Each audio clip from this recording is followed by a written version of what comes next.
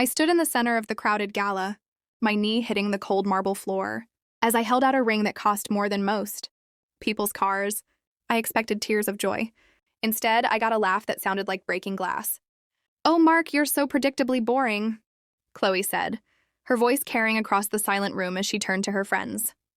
"Imagine thinking a public proposal would make up for your lack of personality. You're the human equivalent of unflavored oatmeal." The room erupted in whispers, but I didn't flinch.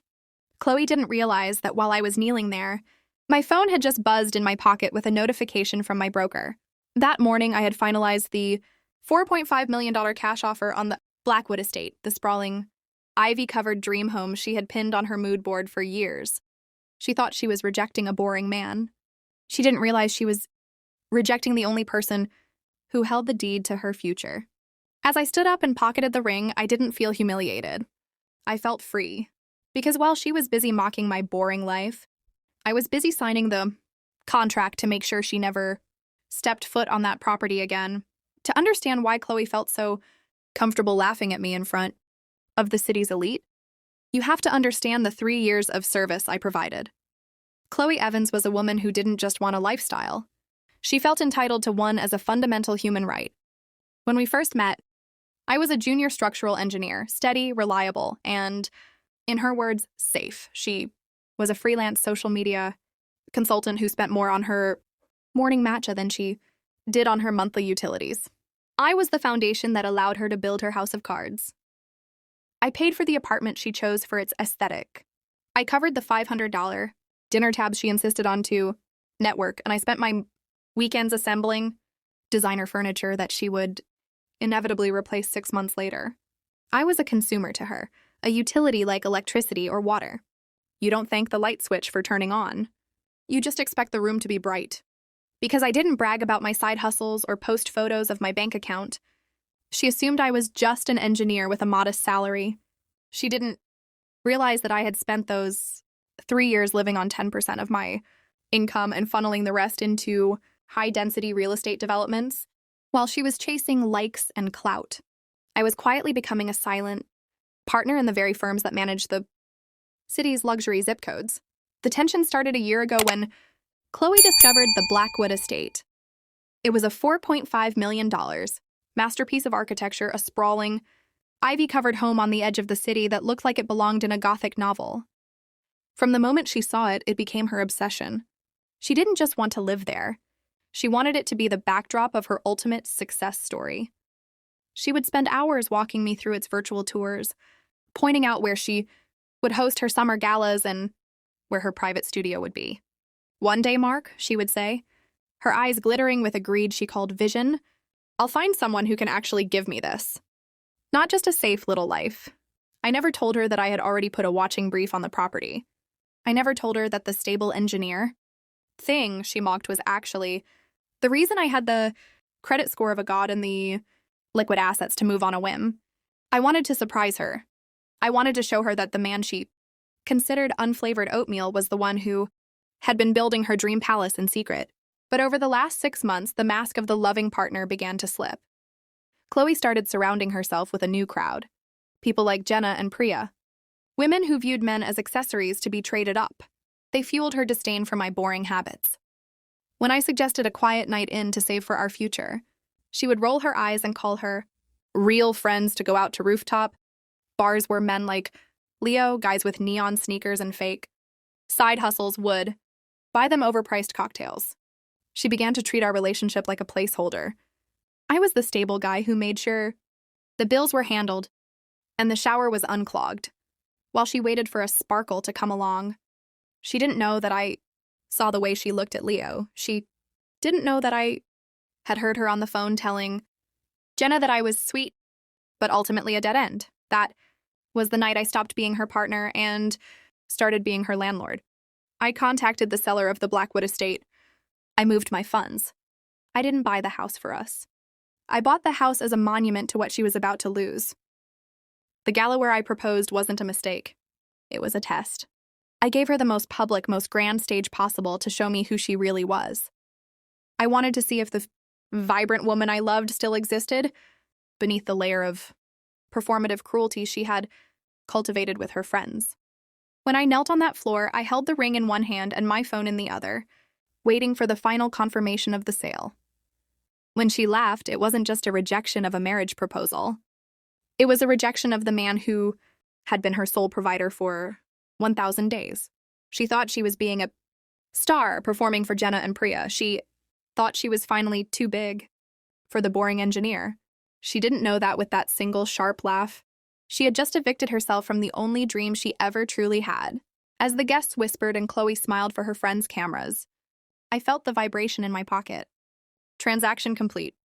The Blackwood Estate was mine. And Chloe? She was just a guest who had overstayed her welcome. The drive back from the gala was the quietest 30 minutes of my life.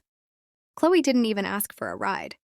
She jumped into a rideshare with Jenna and Priya, her laughter still ringing through the parking lot as they headed to an after-party to celebrate her heroic rejection of the boring engineer. I didn't follow her. I didn't call. I simply navigated the familiar streets to the modern apartment complex she had chosen for its aesthetic, the one where I paid 70% of the rent and handled every unglamorous detail of its upkeep. My mind was operating with a terrifying crystalline clarity. The emotional pain was a dark ocean waiting to swallow me. But for now, I was standing on a single, steady command: erase yourself. I entered the apartment and didn't turn on the lights. I didn't need them. I knew every inch of this space because I had built it for her. I started in the living room, taking my books from the shelves we had built together. I didn't look at the titles. I just boxed them with the precision of a surgeon. I was a ghost meticulously erasing its own trace. I moved to the bedroom and took my clothes, my shoes, and my winter gear. I left the ridiculous cashmere sweater she'd bought. Me, the one that itched and served only as a prop for her social media photos. I left everything that held the scent of us. The most difficult part was the office nook. In a locked firebox, I held the tangible proof of my delusion: the saved receipts for the ring, the brochures for the Blackwood Estate, and the printed list of potential honeymoon destinations. I didn't open the box. I placed the entire thing into a crate to be burned later. I took my high-quality kitchen knives, the ones I used to cook the meals she loved, to Instagram, and left the garish, non-stick pans she bought because they were cute. I left the furniture. It was all tainted, a stage set for a play that was now definitively over. It took exactly 3 hours to reduce my presence in that apartment to a neat stack of boxes and 2 suitcases by the front door.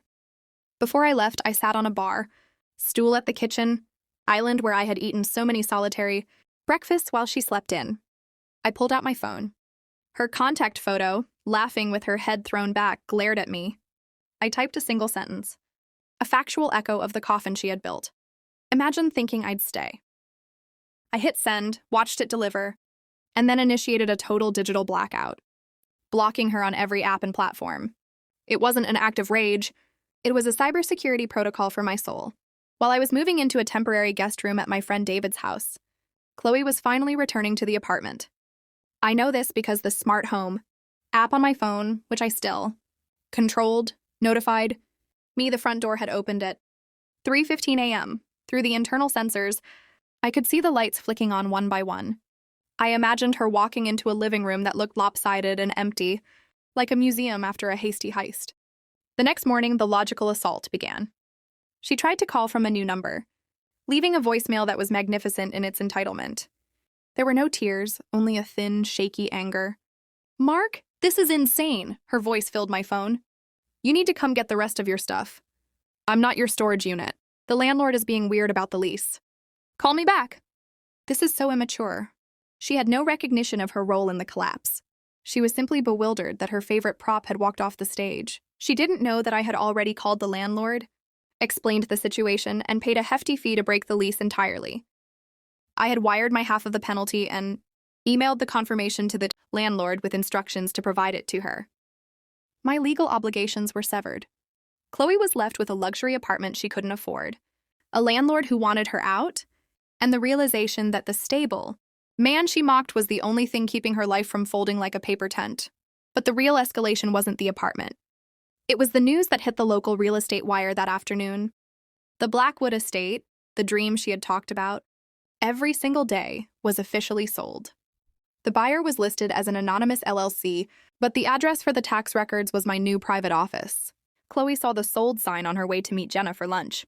She even posted a picture of it with the caption, "Someone got my dream house," manifesting that my turn is next. Level up? She had no idea that the someone was the man she had called unflavored. Oatmeal less than 24 hours ago. She was still manifesting a future that I already owned. The karma vehicle arrived exactly as I expected, shiny, hollow, and right on schedule. 2 weeks after the gala, the immaculate vibes Chloe had been projecting on social media began to develop massive visible cracks. Her new millionaire prospect, Leo, had proved to be exactly what I suspected, a performance artist with neon sneakers and a habit of talking about side hustles that didn't exist. Through the digital grapevine, I heard that Leo hadn't just ghosted Chloe. He had borrowed $500 for a can't-miss opportunity and vanished, leaving her to deal with the realization that her upgrade was actually a downgrade into financial chaos. While Chloe was dealing with the fallout of being played by a con artist, I was finalizing the keys to the Blackwood Estate. I didn't move in immediately. I spent my mornings in my new, sunlit one-bedroom apartment, enjoying a sensation so foreign it took me weeks to identify it: peace.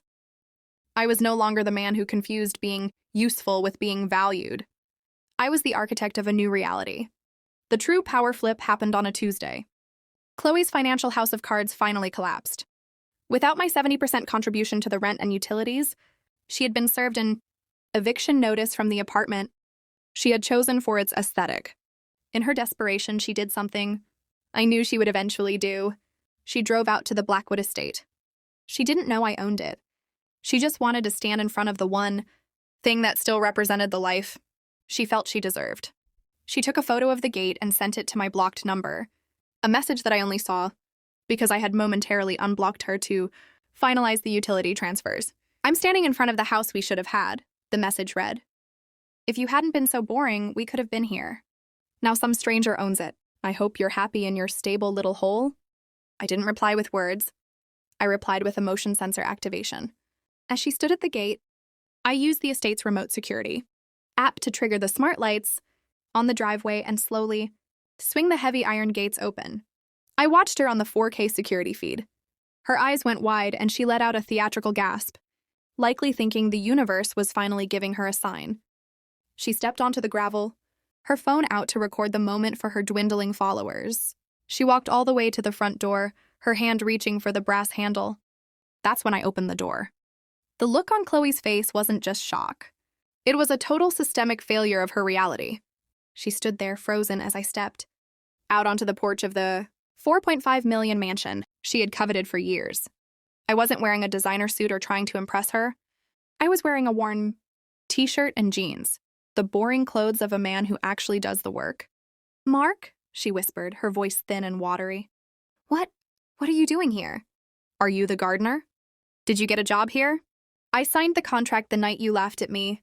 "Chloe," I said, my voice as calm and flat as a still lake. "I told you that night that you were absolutely right. I am boring.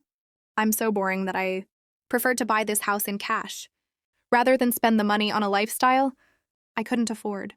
She looked past me into the grand foyer, her eyes drinking in the marble floors and the architectural details she had memorized from virtual tours.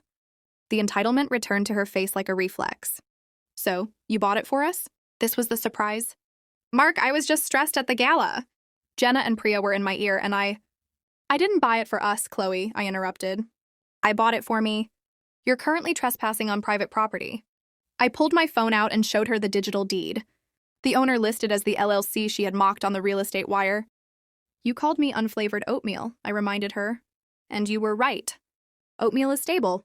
It's reliable. It's exactly what you need when you have nothing else. But unfortunately for you, this oatmeal is no longer on the menu." The realization finally hit her. The man she had discarded as a placeholder was the only person who could have given her the world she wanted. And now she was standing on his porch being asked to leave. The desperation of a woman who has lost her audience is a dangerous thing. After being escorted off the Blackwood Estate, Chloe didn't go quietly into the night. She went to a lawyer. She managed to find a bottom-tier attorney, someone as hungry for a sparkle as she was, and filed a suit for a constructive trust. Her argument was as delusional as her laughter at the gala. She claimed that because she had provided the creative vision for the house, and we had lived as a domestic partnership, she was entitled to a 50% stake in the property. She actually tried to argue that her Pinterest boards and manifestation were a form of sweat equity. I sat in the sterile conference room of my legal team, watching Chloe across the table. She had tried to dress for the part of a wronged wife, a modest cream sweater, and a pained expression, but the mask was slipping. Her eyes kept darting to my lead counsel, a non-nonsense woman named Dr. Vance, who looked at Chloe's filings like they were a joke written in crayon. Mr. Miller, Chloe's lawyer began, leaning forward with unearned confidence. My client spent 3 years as your domestic partner. She contributed to your brand, your social standing, and specifically directed the acquisition of the Blackwood property. We are prepared to tie this estate up in litigation for years unless you settle for a fair portion of the assets. I didn't speak. I didn't need to. I had spent 3 years as the boring engineer, meticulously documenting every transaction, every bill, and every dismissive text message she had ever sent. Dr. Vance slid a thick binder across the table. It wasn't a settlement offer. It was an audit of Chloe's soul. Let's talk about contributions, shall we? Dr. Vance said, her voice a cold, rhythmic pulse. We have the bank statements showing that my client paid 70% of the rent and 100% of the utilities for 3 years. We have records of the $500 dinner tabs Chloe Evans insisted on for her networking, which were actually social outings where she told third parties, and we have the affidavits that my client was a placeholder and a dead end. Chloe's lawyer began to stammer, but Dr. Vance wasn't finished. She pulled out a printed transcript of Chloe's voicemail from the night of the proposal. In this recording, your client refers to my client as immature and boring, and specifically states she is not his storage unit. Most importantly, we have the forensic digital record of the Blackwood Estate purchase. The funds used were from a private venture capital account established by Mr. Miller 2 years before he met your client. There is no domestic partnership here. There is only a consumer who has overdrawn her account. Chloe's face turned a mottled shade of red. The grieving partner act evaporated. You cold bastard! She shrieked, slamming her hands on the table. You sat there for 3 years letting me think we were building a life. You let me believe. I was the one with the vision while you were hoarding money in the dark. I wasn't hoarding, Chloe, I said, speaking for the first time. My voice was a flat lake, devoid of the tremors of the man who had knelt on that marble floor. I was building. You were the one who wanted sparkle and unpredictability. You said a stable life with me would make you bored by 30. I simply gave you exactly what you asked for, a life without me. Dr. Vance pulled out one final document. This is a countersuit for malicious prosecution and a demand for the immediate return of the $16,000 in unauthorized charges Chloe made on the shared credit card in the week following the breakup, charges for designer clothes, and a trip to Vegas with a man named Leo. If you don't drop this constructive trust nonsense right now, we will move for a criminal referral for fraud. The silence that followed was absolute. Chloe looked at her lawyer, who was already packing his briefcase. The realization finally hit her. She had tried to play a game of chess against the man who had designed the board. She hadn't been an architect. She had just been a guest in a building that was now closed for renovations. The final legal papers were signed in a silence so profound it felt like a physical weight had been lifted from my shoulders.